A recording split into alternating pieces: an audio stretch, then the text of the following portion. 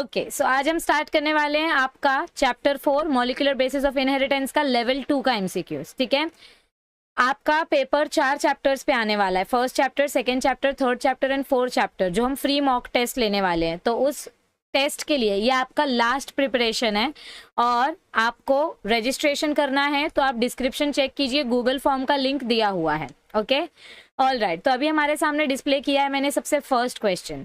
आपके पास 10 सेकेंड्स हैं ये क्वेश्चन सॉल्व करने के लिए, और जिसने ये क्वेश्चन सॉल्व कर लिया समझ लो उसको मॉलिक्यूलर बेसिस ऑफ इनहेरिटेंस अच्छे से समझ में आ गया है। जिसने ये क्वेश्चन अच्छे से सॉल्व कर लिया उनका कॉन्सेप्ट क्लियर है। So you have 10 seconds. मैं अभी कुछ नहीं बताऊंगी, मैं आपको 10 सेकेंड्स खत्म होने के बाद आंसर दूंगी। हो गया? ओके चलो, कुछ बच्चों ने ए आंसर किया है, कुछ बच्चों ने डी आंसर किया है। दीपाली मोटे ने राइट आंसर दिया है, कल्याणी सावरकर ने राइट आंसर दिया है। Very good. देखो अब इधर पे क्वेश्चन क्या पूछा है, एकदम ध्यान से सुनो। ठीक है, a polypeptide is produced as directed by mRNA. हमारे पास ऐसा एक एमआरएनए है और ये एमआरएनए प्रोटीन बना रहा है। ये एमआरएनए क्या बना रहा है? प्रोटीन बना रहा है। The number of bases on the mRNA that code for the polypeptide portion containing N terminal. देखो क्या बोला जा रहा है हमको इधर पे, the number of bases on the mRNA that code for the polypeptide portion containing N terminal amino acid and next 13 amino acid। तो मतलब यहाँ पर एक N terminal है। ठीक है, हमने पढ़ा था कि प्रोटीन में, एक मिनट रुको, हमारा जो प्रोटीन बनता है, जो प्रोटीन हमारा बनता है, इस प्रोटीन में एक N टर्मिनल होता है और एक C टर्मिनल होता है। सो ये एक N टर्मिनल का अमीनो एसिड है और इसके बाद और 13 अमीनो एसिड्स है। कितने अमीनो एसिड्स है? 13 अमीनो एसिड्स है। सो टोटल कितने कोड्स की हमको जरूरत पड़ेगी? ये वाला amino acid plus 13 amino acid मिलाकर टोटल कितने अमीनो एसिड्स की जरूरत पड़ेगी? देखो N टर्मिनल का जो अमीनो एसिड है ये एक अमीनो एसिड और ये 13 amino acid. So 1 amino acid of N terminal and 13 amino acids. Total कितने हो गए? 13 amino acids of protein. Total 14 amino acids हो गए। कैलकुलेशन एकदम ध्यान से देखो, टोटल कितने अमीनो एसिड्स हो गए? 14 अमीनो एसिड्स हो गए। ओके, अब हमको पता है that 1 amino acid is made up of 1 triplet code. एक अमीनो एसिड कितने कोड से बनता है? 1 ट्रिपलेट कोड से। और 1 ट्रिपलेट कोड में कितने बेसिस होते हैं? 3 कोड्स होते हैं। 1 ट्रिपलेट कोड में कितने बेसिस होते हैं? 3 बेसिस होते हैं। ठीक है, 1 ट्रिपलेट कोड कंटेन 3 कोड्स। ठीक है, सो अगर एक ट्रिपलेट कोड में 3 कोड्स है, यानी एक अमीनो एसिड बनाने के लिए, एक अमीनो एसिड बनाने के लिए मुझे 3 कोड की जरूरत पड़ रही है, तो 14 अमीनो एसिड्स बनाने के लिए मुझे कितने कोड्स की जरूरत पड़ेगी? मल्टीप्लाई करो, 14 इंटू 3 कितना होता है? एक अमीनो एसिड बनाने के लिए, देखो ध्यान से देखो, एक अमीनो एसिड बनाने के लिए I need 3 codes. So 14 amino acid बनाने के लिए मुझे कितने कोड्स की जरूरत पड़ेगी?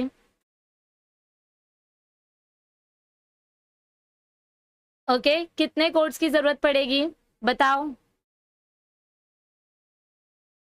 14 अमीनो एसिड्स बनाने के लिए कितने कोड्स की जरूरत पड़ेगी? प्राजक्ता सिंपल मल्टीप्लिकेशन आहे।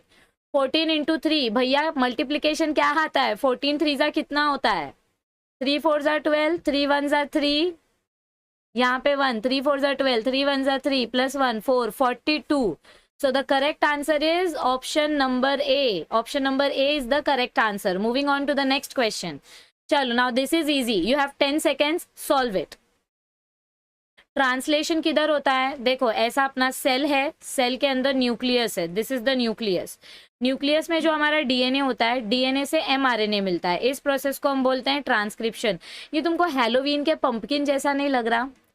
ओके सो इस प्रोसेस को हम बोलते हैं ट्रांसक्रिप्शन।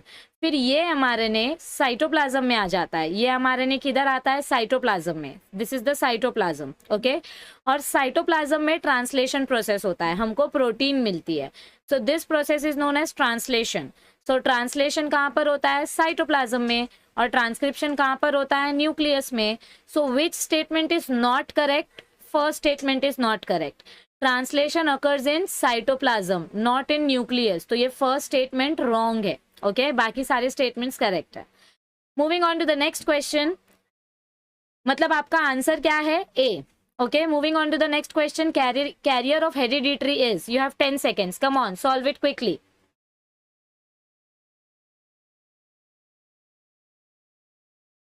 फटाफट सॉल्व करो. कैरियर ऑफ हेरिडिटरी कौन है इसमें से? कैरियर कौन है? कौन हमारे जेनेटिक इंफॉर्मेशन कैरी करता है? You have 5 seconds left.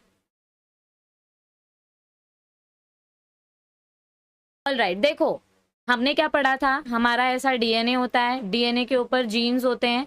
ये डीएनए कॉइल करके क्रोमोसोम बनाता है. ये डीएनए सुपर कॉइलिंग करके क्या बनाता है? क्रोमोसोम का स्ट्रक्चर बनाता है. So DNA, gene and chromosome ये तीनों एक ही है. See, this is the gene, this entire structure is the DNA and this is the chromosome. ये तीनों एक ही स्ट्रक्चर है. मतलब डीएनए के अंदर जीन्स है और पूरा डीएनए कॉइल होकर क्रोमोसोम का स्ट्रक्चर बनाता है. सो correct answer is option number D. All of the above are our carrier of hereditary. Next question, question number 29. This is little tricky question. You have 10 seconds. Solve it. चलो अब मैं बता देती हूँ. देखो, डायरेक्शन ऑफ डीएनए स्ट्रैंड के बारे में हमको पूछा गया है. हमको पता है डीएनए डबल स्ट्रैंडेड होता है. ऐसा अपना डबल स्ट्रैंडेड डीएनए होता है. और जब इसका रेप्लिकेशन होता है, तो ये वाला स्ट्रैंड जो 3' to 5' है, इस स्ट्रैंड के पास, एक मिनट रुको, ये वाला स्ट्रैंड समझो 5' to 3' है और ये वाला स्ट्रैंड 3' to 5' है. तो इस स्ट्रैंड के पास जो न्यू डीएनए बनेगा, जो लीडिंग स्ट्रैंड बनेगा, वो कौन से डायरेक्शन में बनेगा? 5' to 3' के डायरेक्शन में बनेगा. This is the new strand. ये लीडिंग स्ट्रैंड कौन सा है? न्यू स्ट्रैंड है. सो न्यू स्ट्रैंड कौन से डायरेक्शन में बन रहा है? 5' to 3' के डायरेक्शन में. टेम्पलेट स्ट्रैंड का डायरेक्शन क्या है? 3' to 5'. हमेशा याद रखो, टेम्पलेट मतलब पुराना स्ट्रैंड. टेम्पलेट मतलब क्या होता है बेटा? Parent strand. टेम्पलेट का मतलब होता है पेरेंट स्ट्रैंड और न्यू स्ट्रैंड यानी कि हमारा डॉटर स्ट्रैंड.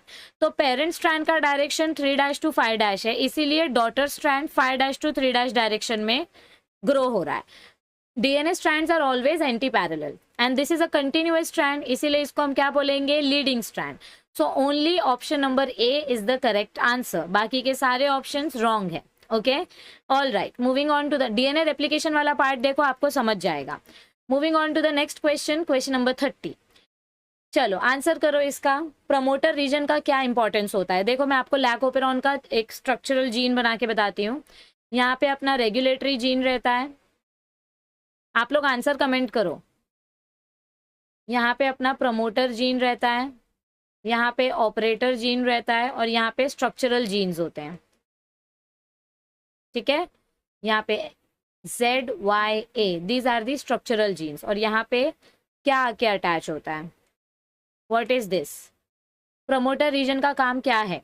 प्रमोटर रीजन का काम क्या होता है? आरएनए पॉलीमरेज के साथ बाइंडिंग करना. गायरेज एंजाइम का काम इधर पे कुछ भी नहीं है. कोडिंग थोड़ी करेगा आरएनए पॉलीमरेज के लिए. It does not code for RNA, it gives the site of attachment to the RNA polymerase. Okay, so this is the function of promoter region. Moving on to the next question. The genes are in the form of what? हमारा DNA jeans से बना है. हमारा DNA किससे बना है? Jeans से बना है. यानी कि ऐसे बहुत सारे सीक्वेंस. रुको, आप आंसर बताओ इसका क्या है जिसको आता है. हमारा डीएनए ऐसे बहुत सारे सीक्वेंस से बना हुआ है. ठीक है, इसको क्या बोलते हैं हम?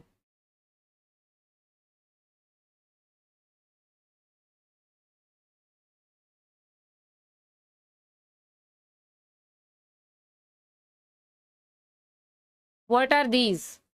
एक सिंगल स्ट्रक्चर को क्या बोलते हैं? No no no no, our genes are made up of what? Very correct answer दिया है. The correct answer is sequence of nucleotide. ऐसे बहुत सारे thousands and billions of nucleotides एक साथ आते हैं और हमारा डीएनए स्ट्रक्चर बनाते हैं. डीएनए के अंदर ही तो आपका जीन्स प्रेजेंट है. सो जीन्स किससे बना हुआ होता है? सीक्वेंस ऑफ न्यूक्लियोटाइड से. कौन सा न्यूक्लियोटाइड आगे है, कौन सा न्यूक्लियोटाइड पीछे है, वो सीक्वेंस मैटर करता है. Okay, moving on to the next question. Identify correctly matched pair. ये तो आपको नींद में भी आना चाहिए. चलो इसका करेक्ट आंसर बताओ फटाफट. 32 का करेक्ट आंसर क्या आएगा? करेक्ट आंसर क्या है? Adenine always pairs with thymine and guanine always pairs with cytosine. So this is the correct answer, बाकी के सारे आंसर्स रॉन्ग है। Okay, all right, moving on to the next question. Who discovered transformation? Transformation principle हमको किसने दिया था? Transformation principle हमको किसने दिया था? चलो बताओ, यू हैव 10 सेकेंड्स, क्विकली। याद रखो सीईटी में 100 क्वेश्चंस आते हैं और आपके पास सिर्फ 90 मिनट्स होता है। 100 questions, 90 minutes, you have to solve. 50 seconds में एक क्वेश्चन सॉल्व करना है। Okay, very good, very good. TH Shaikh, Poonam, नहीं पूनम रॉन्ग है। Indian psycho, Shruti, Ashish, Rajesh, oops boys, Advait, Danish, Manoj, Deepali, Ritika, very good. तो the correct answer for this question is Griffith. Frederick Griffith ने transformation principle दिया था जब वो डिप्लोकोकस निमोनिया के ऊपर स्टडी कर रहे थे। मीसलसन एंड स्टाल ने सेमी कंजर्वेटिव मॉडल बताया। हर्शी एंड चेज ने बैक्टीरियोफाज यूज किया था, okay, to confirm DNA as the genetic material, and Watson and Crick gave us the double-stranded helical structure of DNA. Okay, all right. Moving on to the next question. Question number 34. tRNA का function क्या होता है? चलो, let me see who can answer this. What is the function of tRNA? Come on. So इस question का correct answer क्या है? Selection of amino acids. tRNA क्या करता है? साइटोप्लाज्म में से अमीनो एसिड्स ढूंढ के लाता है। हमने कल ही पढ़ा था tRNA का स्ट्रक्चर कैसा होता है। tRNA looks somewhat like this, okay, कुछ तो ऐसा ही स्ट्रक्चर होता है उसका। इधर पे अमीनो एसिड ऐसे बाइंड करता है उसके साथ, ओके। सो tRNA का काम होता है अमीनो एसिड्स को सिलेक्ट करके लेके आना। So A is the correct answer. Moving on to the next question, question number 35। Lac operon को अगर आपको स्विच ऑन करना है तो कौन सा मटेरियल होना चाहिए? Which is the inducer molecule? चलो, यू हैव टेंसर दिया है। Lactose molecule is the inducer molecule जो आपके रिप्रेसर प्रोटीन के साथ बाइंड करता है। आपके टेक्स्ट बुक में ऐसा एक एलोलैक्टोस का मॉलिक्यूल दिया था, ये रिप्रेसर के साथ बाइंड करेगा और जब लैक्टोस मॉलिक्यूल प्रेजेंट रहेगा तभी आपका ये मैकेनिज्म स्विच ऑन होगा। Okay, so A is the correct answer. Moving on to the next question, identify central dogma in molecular biology. चलो सब लोग बताओ मुझे, सेंट्रल डॉगमा बताओ। मॉलिक्यूलर बायोलॉजी में हमने सेंट्रल डॉगमा पढ़ा था, क्या है उसका करेक्ट आंसर? आंसर दिया है सेंट्रल डॉगमा क्या होता है? DNA to RNA is transcription and RNA to DNA is RNA to protein is translation. So this is the correct answer. Option number B is the correct answer, बाकी के सारे options wrong है। Okay, moving on to the next question, the enzyme that breaks hydrogen bonds in DNA। जब DNA replication होता है, DNA replication होता है तो ये बीच बीच के हाइड्रोजन बॉन्ड्स को कौन सी एंजाइम ब्रेक करती है? ये हाइड्रोजन बॉन्ड को धड़-धड़ करके कौन सी एंजाइम ब्रेक करती है? चलो बताओ, क्वेश्चन नंबर 37 का आंसर बताओ। करेक्ट आंसर क्या है? Helicase enzyme. This is helicase enzyme जो हाइड्रोजन बॉन्ड्स को ब्रेक करती है। लाइगेज एंजाइम ओकाजाकी फ्रेगमेंट्स को ज्वाइन करने में हेल्प करती है। पॉलीमरेज एंजाइम न्यू स्ट्रैंड बनाने में हेल्प करेगी, RNA प्राइमर को लाने में हेल्प करेगी। और टोपो आइसोमरेज एंजाइम इधर ऊपर होता है जो स्ट्रेस यानी कि स्ट्रेन को थोड़ा कम करता है, कंट्रोल करता है। Okay, all right, moving on to the next question, what is meant by monocistronic mRNA? Monocistronic म्हणजे काय? चला सांगा पटापटा, you have 10 seconds.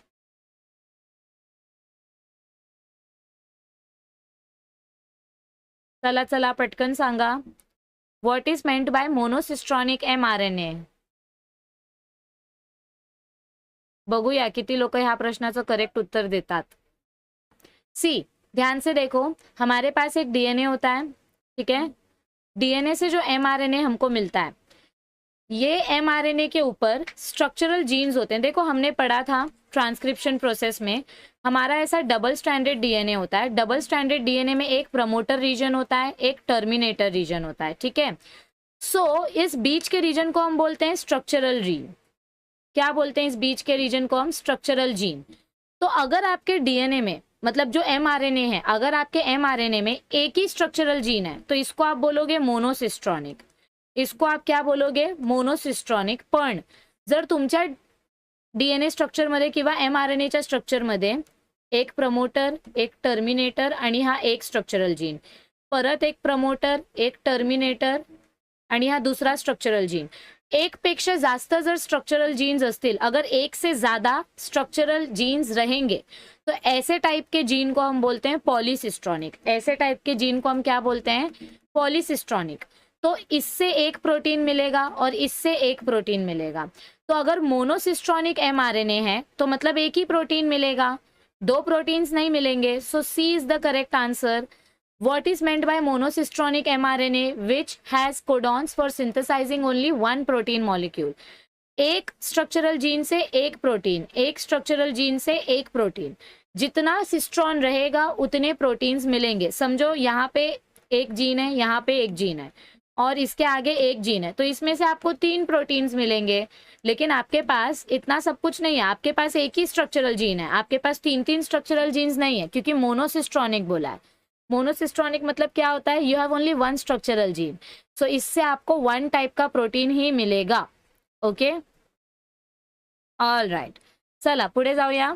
Question number 39, eukaryotic RNA polymerase 3 catalyses the synthesis of what? देखो इसका मैं हिंट देती हूँ, हमने पढ़ा था, ये मैंने आपको वन शॉट में भी बताया था। ओके, ये देखो आरएनए पॉलीमरेज 1 से क्या मिलता है हमें? We get RNA, RNA polymerase 2 and RNA polymerase 3. RNA polymerase 2 gives us mRNA. RNA polymerase 3 gives us soluble RNA. Soluble RNA का दूसरा नाम क्या है? अभी मैं करेक्ट आंसर तो बता नहीं सकती ना, आपको खुद को बताना है।